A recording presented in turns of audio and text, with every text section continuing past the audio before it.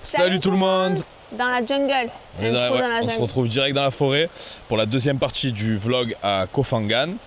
Au programme, comme on vous a dit, des cascades, des plages, encore des cascades peut-être. Une randonnée ou non, c'est bon? Peut-être une rando pour aller sur une plage. Enfin voilà, là on profite un peu de nos journées, même si on avoue on les commence un peu tard. Koh Phangan, c'est l'île du matin qui n'existe pas. C'est vrai que tout est fermé, tout ouvre tard. Oui, tout est fermé le matin, c'est une île qui vit au rythme de la fête. Et donc forcément le matin c'est beaucoup plus calme et nous aussi on est beaucoup plus calme. Du coup on a tendance à sortir vers 11h, 11h30 de là où on dort et à partir explorer l'après-midi. Donc là on est à Tan Sadet, à la cascade de Tan Sadet et on va vous montrer ça. On va découvrir aussi parce que du coup on la connaît pas. Je la connais pas celle-là. Il y a quand même des endroits sur l'île que je connais pas. Et on a trouvé des sandwichs. Deux sandwichs, c'est des pains bagna. Ah oui, c'est des pains bagna dans des baguettes. Voilà. Allez en avant pour la cascade. Oh, ça monte, ça monte. Enfin pour nous ça descend.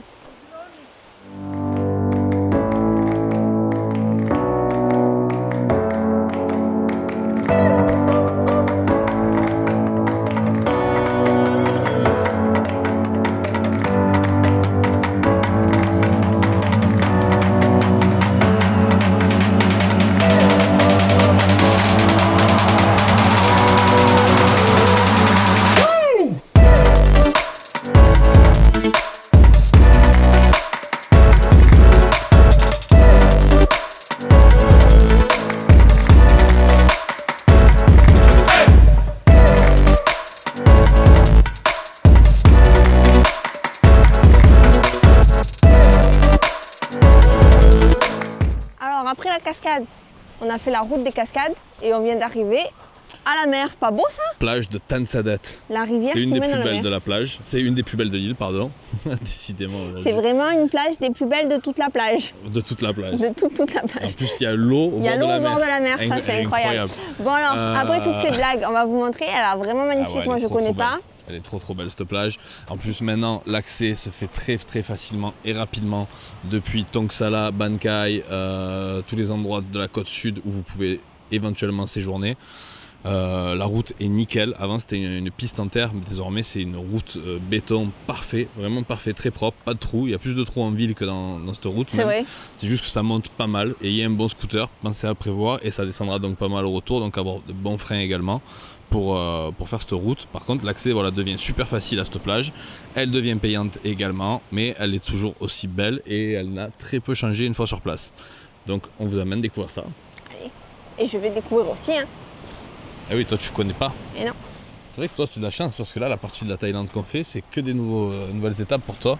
Pour l'instant, ouais, Koh Phangan et Khao Sok. Et même s'il y en a qui sont vraiment saturés par le tourisme, déjà au moins tu n'as pas le point de comparaison avec ce que ça a pu être auparavant. Parce que certes ça a toujours été touristique, la Thaïlande a toujours été touristique depuis... Je regardais ce matin une vidéo de Pattaya dans les années 78-79, il y avait déjà des jet skis, il y avait déjà des hors-bord, il y avait déjà des masseuses sur la plage, il y avait déjà tout ce que la Thaïlande sait faire, et en gros ça fait 45 ans qu'ils font ça, qu'ils accueillent du tourisme. Il y a toujours eu une basse saison et une haute saison, mais là j'ai vraiment le sentiment que cette année la Thaïlande est à saturation. Là notre prochaine étape, on vous le dit maintenant, on n'attend pas la fin de la vidéo, c'est Koh Tao. Koh Tao c'est une île qui a quand même une capacité d'hébergement assez conséquente. Là c'est plein. On voit sur les groupes les Français en Thaïlande, backpackers en Thaïlande et tout, on voit que les gens sont en galère et ils demandent à faire des partages de Airbnb, à être logés, à camper quelque part. Là, les îles sont pleines à craquer et j'ai beau être venu 6-7 fois en Thaïlande, il n'y a que 10 ans, parce qu'au final sur les 50 ans de tourisme que la Thaïlande connaît, 10 ans c'était il y a peu de temps. Malgré ça, je n'ai jamais vu la Thaïlande dans cet état-là. On est à un point de saturation qui gâche presque un peu l'expérience, et c'est vraiment dommage parce qu'on se sent super bien en Thaïlande, on est relaxé, on se sent en sécurité, il y a tous les avantages des pays asiatiques, mais là il y a vraiment une trop grande et forte concentration de tourisme sur les îles.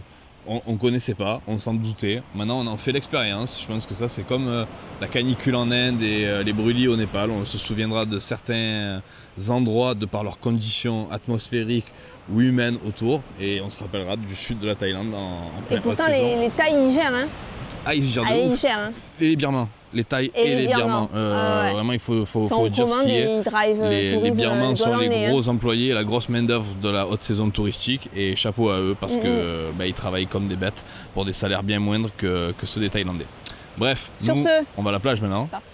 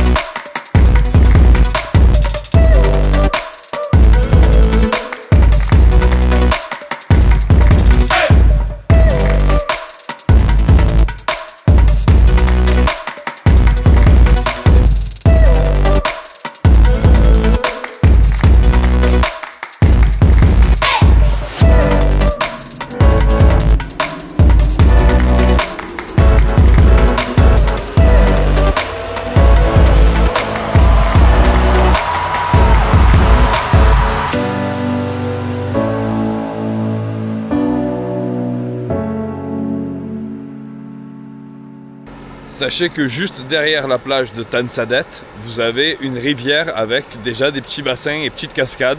C'est la même rivière que celle où on s'est arrêté en venant. Et c'est très très joli. Là en repartant avec les lumières du coucher de soleil, c'est magnifique.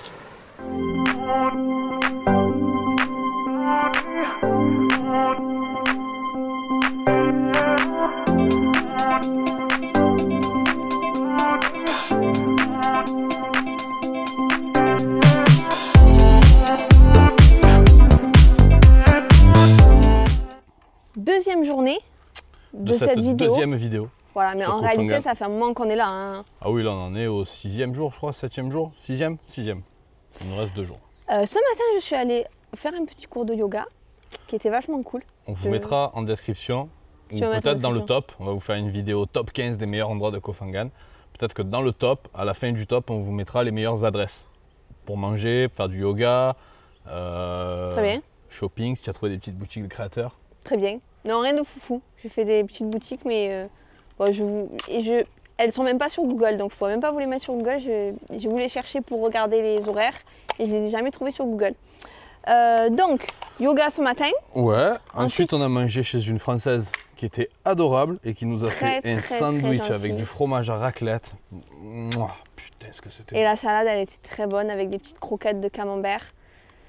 Ça nous fait du bien. Pareil, on vous mettra les meilleures adresses pour vous restaurer ou trouver des sandwichs pour partir faire vos balades en scooter à la journée. Parce que ça, c'est vrai que c'est pratique entre cette dame et l'autre boulangerie française qu'on a trouvée. Ben, on allait chercher les sandwichs, baguettes, pour après la balade de la journée. C'était super pratique. Bon, après, il doit y en avoir dans d'autres endroits. Ils font les sandwichs en triangle au 7-Eleven, je suppose. Mais nous, on a pris cette solution et on a bien kiffé. Ensuite, nous sommes partis se balader. Je l'ai pas payé assez cher la caméra, que je suis pas dans le cadre. Ah pardon. Quand même. C'est un peu loin. Bon, on est allé se balader. Manu, il cherche un palmier, un vieil ami à lui. Pour ceux qui connaissent un petit peu Koh Phangan, on est juste à la sortie de Tong Sala, du port, sur la route qui mène à Koma, dans le nord de l'île. Et normalement, toute cette partie-là, tout le littoral qui est juste à côté de nous, était totalement vierge. C'était une plage pas très jolie parce que l'eau était un peu saumâtre, elle était un peu... un petit peu marron, donc forcément elle n'était pas la plus appréciée de l'île, on va dire. Et il y avait un petit peu de la mangrove. Mais là, depuis qu'on est arrivé, je ne reconnais absolument rien. Pourquoi? Parce que ils construisent. Il n'y a que des constructions à même le bord de mer, il n'y a plus de plage. Ils ont totalement envahi la plage. Et du coup, je ne reconnais plus rien. Donc je vais faire voler le drone pour essayer de repérer sur le littoral l'endroit dont je me rappelle, qui était effectivement un palmier qui a poussé à l'horizontale. Et du coup, on pouvait marcher dessus, faire des photos dessus, c'était super joli. Au coucher de soleil, c'était magnifique. On se trouve juste à côté le Amsterdam Bar. Alors là, pareil, je ne sais pas si on va avoir le temps d'y aller, l'occasion d'y aller. Si on n'y va pas, sachez que c'est un des meilleurs bars pour voir le coucher de soleil. Même si c'est devenu un bar électro, piscine, musique à fond, etc. Ça reste quand même un des emplacements les plus stratégiques pour voir un beau coucher de soleil à Koh Phangan. Et l'ambiance y est top. Et en plus, vous avez accès à la piscine si vous payez l'accès à la piscine, bien évidemment, qui était à l'époque de 100 bahts. Mais aujourd'hui, je ne sais pas combien ça coûte. Ah, tu te souviens des 100 bahts? Oui, on avait un petit bracelet rouge et on avait le droit d'aller dans la piscine. Très bien. Voilà. Sur ce, on va vous faire des images et après on retourne, on continue la balade. Hein. Voilà, après on va aller à la plage de Secret Beach. Très bien. Voilà, c'est une jolie petite plage avec un bar sur le côté droit qui est tout construit en bois, style un peu hippie, pirate. C'est très très joli. Très bien. Je crois qu'elle n'est plus très secrète, Secret Beach. Oui, on se doute qu'il n'y a plus grand chose qui se crée Rien que quand on est passé hein. la dernière fois, l'accès pour y descendre, avant c'était un chemin en terre, peu comme là où on se trouve, c'était un peu le bordel pour y accéder.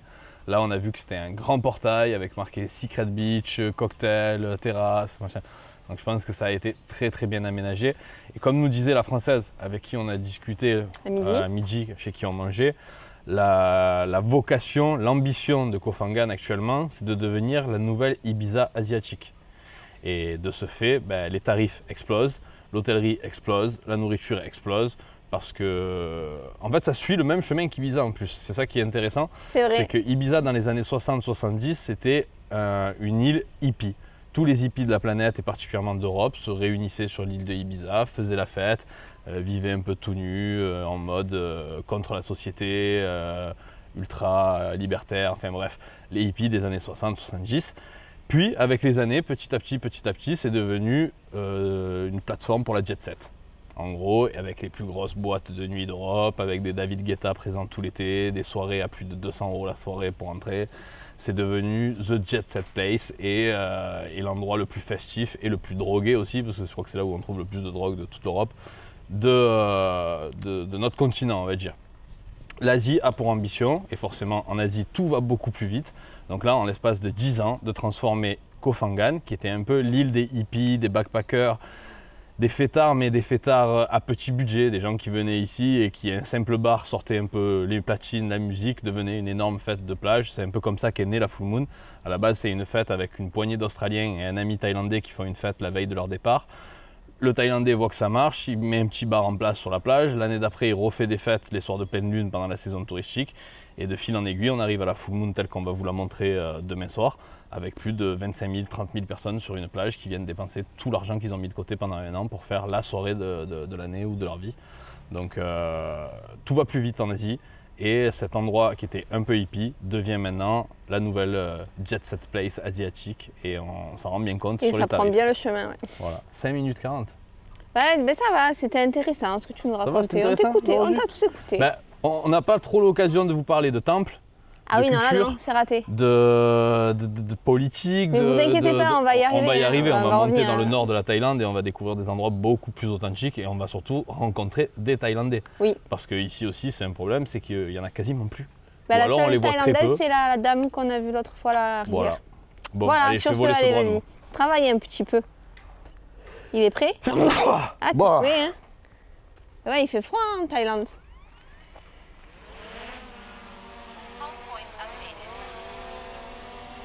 Tu veux faire le bisou? Ouais.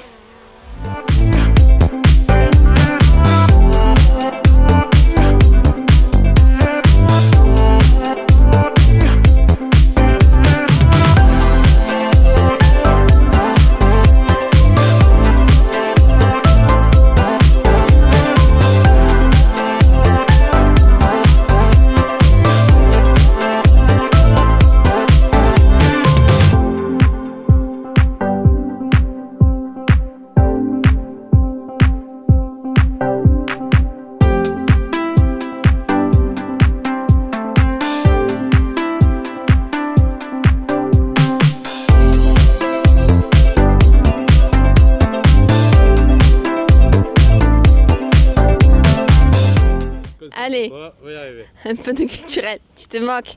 Donc, ceci derrière nous est une maison aux esprits. Parce que donc nous sommes en Thaïlande, ici on pratique le bouddhisme, mais pas que, on a gardé les anciennes pratiques les anciennes croyances. Et du coup, on fait des petites offrandes aux esprits. Tout à fait. Voilà. Et on retrouve ça dans toutes les maisons, devant tous les commerces quasiment, du moins devant chaque établissement qui appartient à un Thaïlandais. C'est pour porter bonheur et pour montrer une marque de respect aux esprits des personnes qui ont vécu ici auparavant. Donc là on est sur un petit viewpoint, c'est pas vraiment une maison, c'est juste un viewpoint en haut d'une colline. Il peut y en avoir également dans des endroits sans construction autour, s'il y a eu une maison ou une personne qui vivait peut-être à cet endroit-là il y a longtemps. Voilà, en tout cas c'est très mignon, il y a souvent des offrandes, des fruits, des bouteilles. Alors ça c'est rigolo, ils mettent souvent une bouteille avec une paille pour que l'esprit puisse venir boire un coup si jamais il a une petite soif. Parfois il y a même des cigarettes. En tout cas c'est toujours très joliment décoré.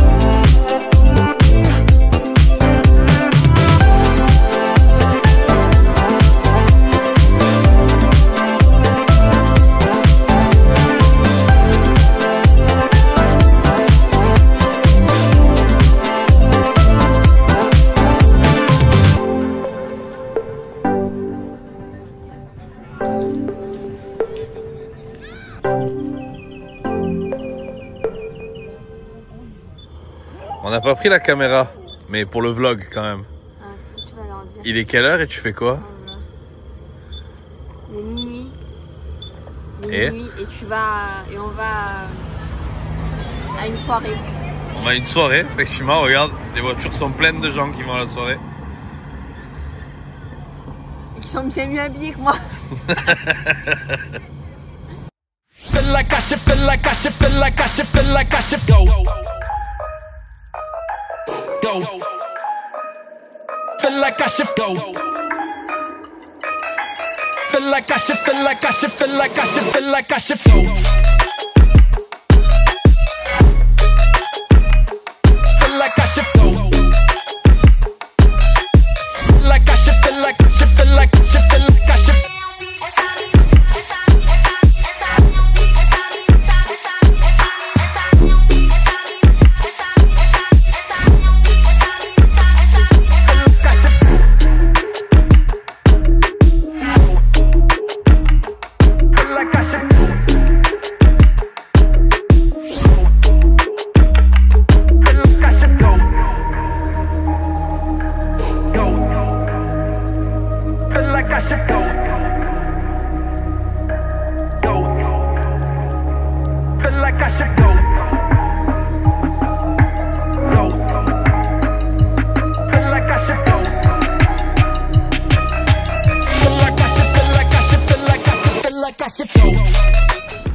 On est sorti hier soir. Moi je suis sorti plus longtemps. Oui, moi il est gentil, il m'a ramené à 3h du matin et après il est ressorti. Il est re-rentré à 6h du matin. Et du coup il a une information pour nous. Ah bon? Qu'est-ce que tu arrêtes pas de me dire depuis ce matin? Eh, j'ai vieilli. On est allé au kebab. Il faudra qu'on vous présente, on va essayer de filmer Sébastien. On va vous présenter Sébastien, le propriétaire de notre guest house. Il nous a recommandé le Doner Kebab. Alors, German original. Je savais pas qu'il y avait, que les Allemands ils faisaient des kebabs. Ah, je ne savais pas que les Allemands ils faisaient des kebabs. C'est nouveau. Non, tout le monde fait des kebabs. Tout le monde fait des kebabs. Bon, celui-là c'est l'original kebab allemand. On va vous montrer ce qu'on a commandé. Ça a l'air très très bon. Et voilà, on va vous emmener pour la dernière journée. Ah ouais, je suis trop triste. Il est KO. Il est KO, il est triste. Cette semaine, elle est passée à une vitesse, mais alors... Aussi vite que le Japon. Ah ouais, les 8 jours, c'est... Non. Les 8 jours, c'était un claquement de doigts. Je suis dégoûté de partir. Et ouais, on était triste de partir de Koh Lanta. Ça a changé, c'est sûr. Mais j'aime toujours autant cet endroit. L'île est magnifique. Hein. Je peux pas dire tout ce que je pense parce que sinon Logan et Malone ils vont pleurer, mes petits neveux. Oh là là. Mais en vrai, j'aimerais bien vivre ici, les gars. C'est vrai que l'île elle est vraiment magnifique. Et on a appris quelque chose pour info, parce qu'on est quand même là, on essaye de donner des infos au passage. L'eau avec laquelle on se lave, c'est de l'eau salée qui dessale. Voilà. C'était clair? Pourquoi tu me regardes comme ça? C'était super clair, voilà. C'était une information qui sert à rien. Sur ce, on attend le petit repas quand même. Parce qu'on est venu là pour manger. À la tienne, hein? Santé?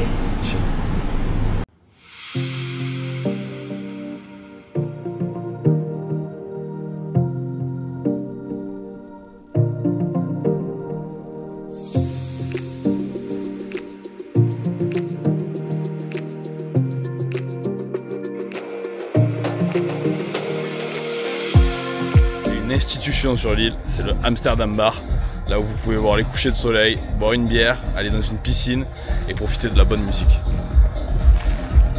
Bon, on a réussi à sortir de notre trou, on était KO, on a dormi tout l'après-midi au frais, il faisait chaud, aujourd'hui il faisait très chaud. On est au Amsterdam Bar, Manu m'expliquait que c'était plus ou moins une adresse confidentielle, mais que c'est plus le cas, il a fait des images en drone et ils sont en train de construire plein de trucs à côté. Voilà, on va voir si on peut rentrer, parce qu'on a oublié de prendre des sous. On a quoi, 300 bahts je crois avec nous. Et on va voir si on peut, si l'entrée est payante, si on peut boire un verre ou pas, on sait pas trop. Hein? On sait trop? On sait pas trop? On s'en fout, on va voir. On va voir. C'est la fête. C'est la fête.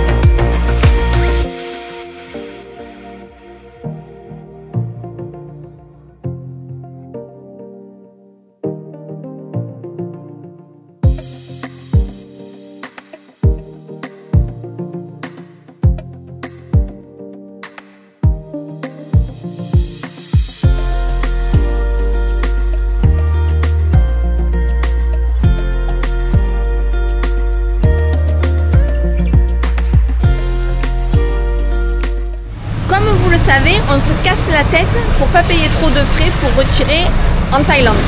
Là on a échangé parce que le taux de change à la dame à qui vous donnez des espèces et qui vous donne des bahts était ultra correct.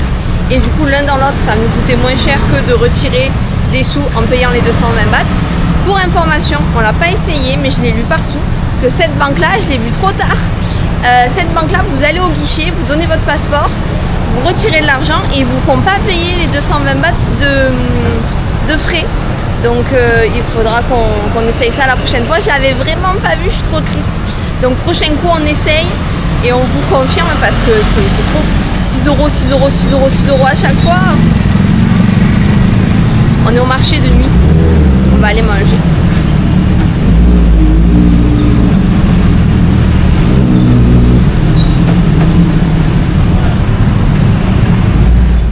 On va pas la conclure ce soir. Ah la non, vidéo. non, parce que j'aimerais bien, si j'y arrive, je vais choper Sébastien, faut que je vous le présente, il est trop gentil. Tu fais une interview? C'est Ouais. cool qu'on fasse des interviews dans, Ça serait cool. dans les vidéos.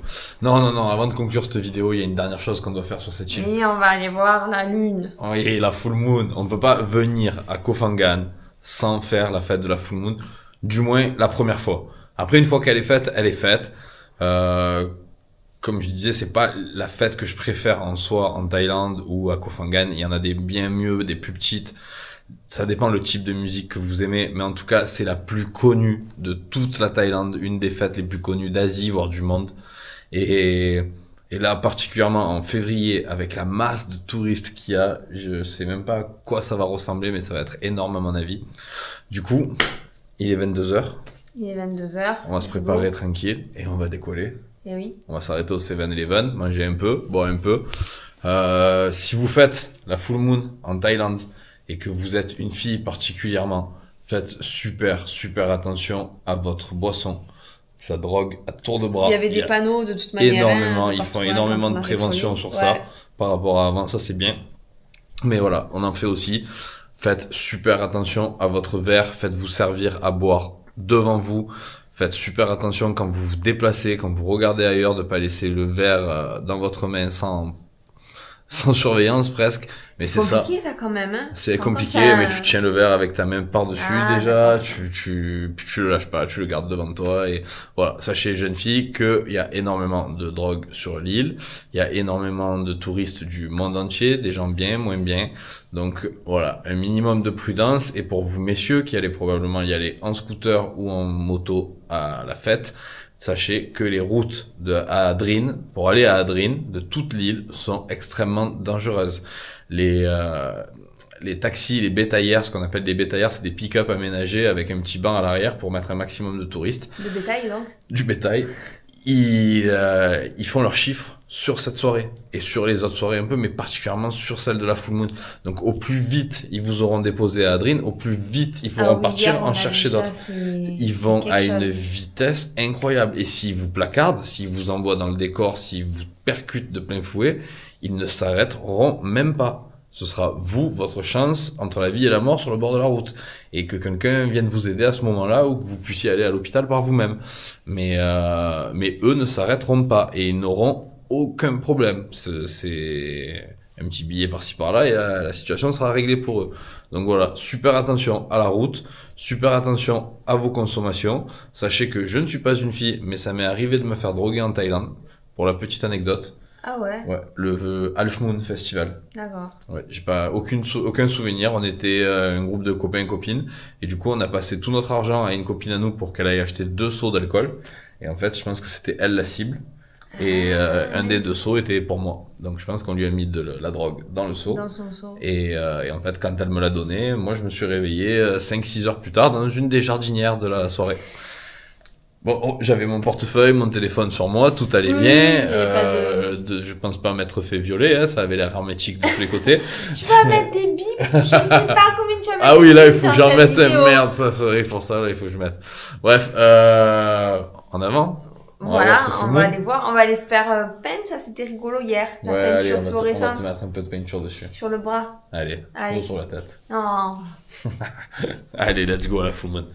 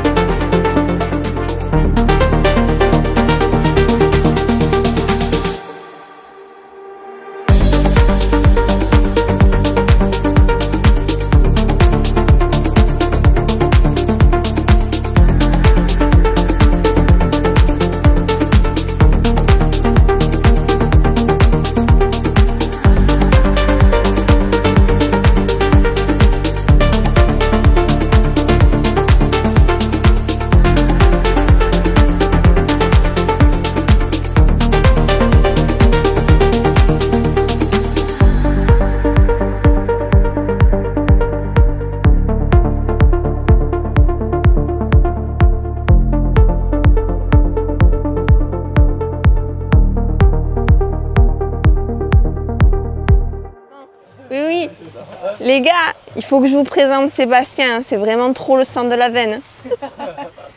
Seb, salut. After party de la full moon. After Il est 9h du matin. Je te mets le micro, t'as vu, à l'abri. Hein. Qu'est-ce que c'est que ça? Et je vais vous dire, aujourd'hui on va se la mettre. Voilà, parce qu'ils sont plusieurs. Hein. 2 voyageurs qu'on a rencontrés. Voilà. De la soirée d'hier. Petit goûter. Voilà, on continue. Voilà, Sébastien, du coup, c'est le propriétaire de la guest house, des petits bungalows, et il est juste trop gentil. Vous avez besoin de n'importe quoi, il vous aide volontiers. Et voilà. Sur ce. Bravo, à bientôt peut-être. À bientôt, voilà, venez voir Sébastien. Est-ce qu'il serait pas temps de conclure cette vidéo?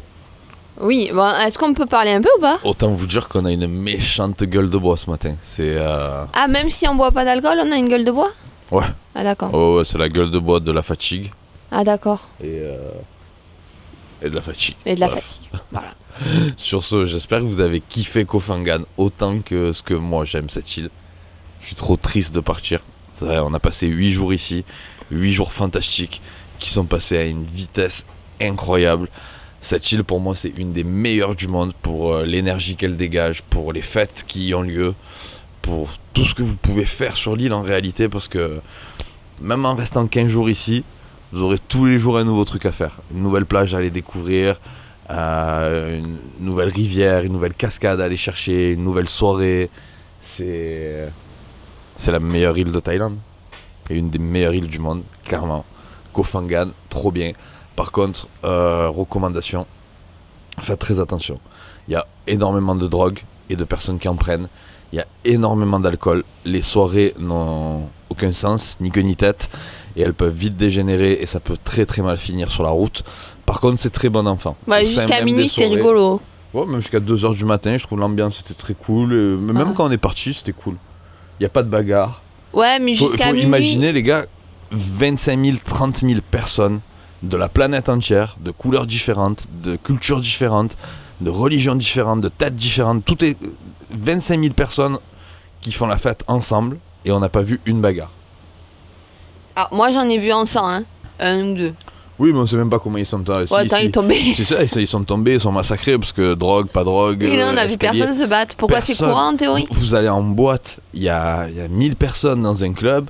C'est à qui a la plus grosse, qui a acheté la plus grosse bouteille, et à la fin ça part en cacahuète comme à chaque fois. Là vous avez 25 000 personnes sur une plage, tous beaucoup alcoolisés, quasiment tous un peu drogués, et malgré ça, tout se passe bien. Les gens sont dans un esprit festif, dans un esprit de vivre leur meilleure fête en fait. Elle a tellement une réputation légendaire cette fête de la full moon que les gens quand ils viennent à cette fête c'est pour vivre un des trucs les plus incroyables de leur vie et ils sont dans un état d'esprit qui fait que ça se produit en général et effectivement il y a des scènes, il y a des fêtes, il y a des endroits qui sont un peu plus stylés pour les gens qui sont de ce monde là, mais si vous n'êtes pas des toughers, des gens de la nuit ou juste des habitués de festival, juste vous venez à la full moon, vous achetez votre bracelet d'entrée, ça coûte 200 bahts d'ailleurs. Ils ont réussi à faire payer la fête qui était gratuite. Et en avant, et vous passez une soirée incroyable. Vous aimez la musique un peu merdique là, de radio où ça remixe du Shakira et du... Moi j'adore. Et du Justin Bieber comme Anaïs. Voilà. Vous avez Rihanna, ce qu'il faut. Et vous aimez la grosse techno, psy-trance, hardcore comme moi. Vous avez aussi ce qu'il faut. On s'est régalé. Et, il y avait plein d'animations. Il y avait plein d'enfants. Ouais, il y avait même des enfants, c'est vrai. Et toi, qu'est-ce que tu voulais nous rajouter alors? Et je voulais rajouter que même là, les tailles m'ont impressionné. Ah, mais ils sont trop forts. Vous voulez les toilettes? Il y a les toilettes, c'est 20 bahts à chaque fois, il faut payer. Vous voulez vous dessiner sur la peau? Il n'y a pas de souci. Il y a je ne sais pas combien de dessinateurs, de peintures. Il y a tout ce que vous voulez. Vous voulez un kebab? À 2h du matin, il vous faut un kebab. Non, mais il y avait les taxis, ils étaient organisés. Ils sont trop forts, c'est taille.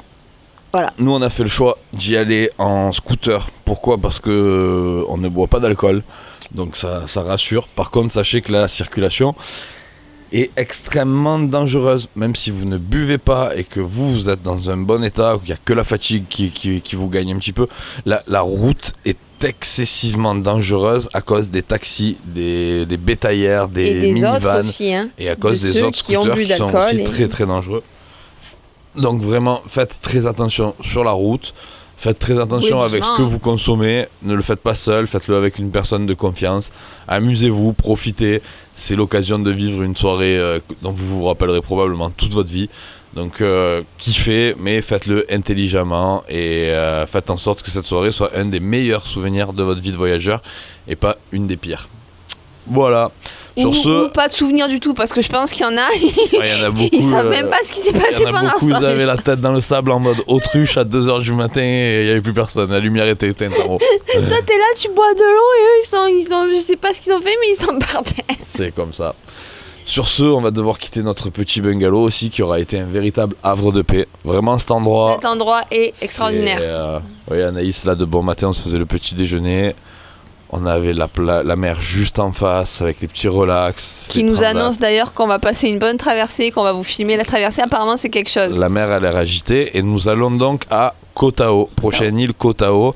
Koh Tao en thaïlandais qui signifie l'île de la tortue. Koh veut dire île en thaïlandais. Tao, à ne pas confondre avec le Tao des Philippines, qui lui veut dire les humains, les gens. Ici, Tao veut dire la tortue. Donc nous allons sur l'île de la tortue. Très bien, il y a des tortues aussi qu'elle ressemble à une tortue. Il y a des tortues et des requins à observer à Koh Tao. Des petits requins à pointe noire. J'avais eu la chance d'en voir un il y a une dizaine d'années, j'espère qu'on en reverra.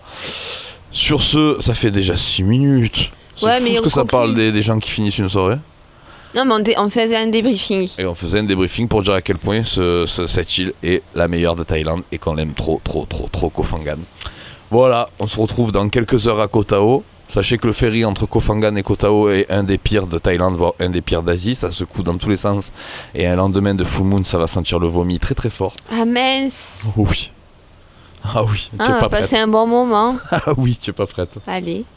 Bref, on se retrouve à Koh Tao dans quelques heures. Et nous, on vous fera juste une petite intro. Et ensuite, on ira dormir, je crois. Oui, ou on fera l'intro après-demain. Moi, perso, depuis 72 heures, je dois avoir 10 heures de sommeil. Oh. Je suis en mode Koh Phangan. Allez. Conclue la vidéo. Merci de nous avoir regardé jusqu'au bout, d'avoir suivi ces 2 épisodes sur Koh Phangan. On va essayer, je dis bien essayer parce que le tournage a été un peu chaotique, de vous sortir un top 15 sur l'île de Koh Phangan, peut-être un top 10 si c'était trop chaotique, je sais pas. On va essayer de vous sortir une vidéo un peu à part, un peu bonus, contrairement à ce qu'on fait d'habitude. Ou pas, et vous verrez plus tard, on ne sait pas trop. Bref, on vous remercie énormément pour votre soutien, pour vos messages. On remercie Fais gaffe à toi pour ton don. Encore. Ouais, franchement, ouais, merci infiniment. Et là aussi, pour répondre à ta question, effectivement, nous faisons les montages sur MacBook parce que, comme tu disais, avec tout ce matos, la 4K, les vidéos, le drone, l'appareil photo, ça me prendrait le double voire le triple du temps si je faisais pas ça sur un gros ordinateur avec de grosses capacités.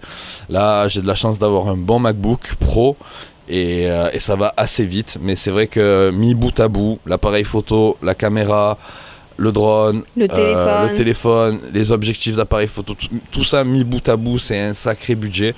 Il faut savoir maintenant que nous, avant même de partir en voyage et de faire des vlogs, on était déjà passionnés par la photographie. Donc on avait quand même un petit peu de matos photographique, surtout au niveau de la caméra et des objectifs. Ensuite on s'est équipé avec le drone et la caméra GoPro, DJI, pour faire ce type de contenu. Mais c'était pas notre bail à la base et on a vraiment fait ça au fur et à mesure. Et du coup, quand je rentrerai en France, fais gaffe à toi. Maintenant que je sais que c'est ton pseudo de jeu vidéo, je t'ajouterai et on se fera des games. Sur ce, on se retrouve sur la prochaine île. Salut!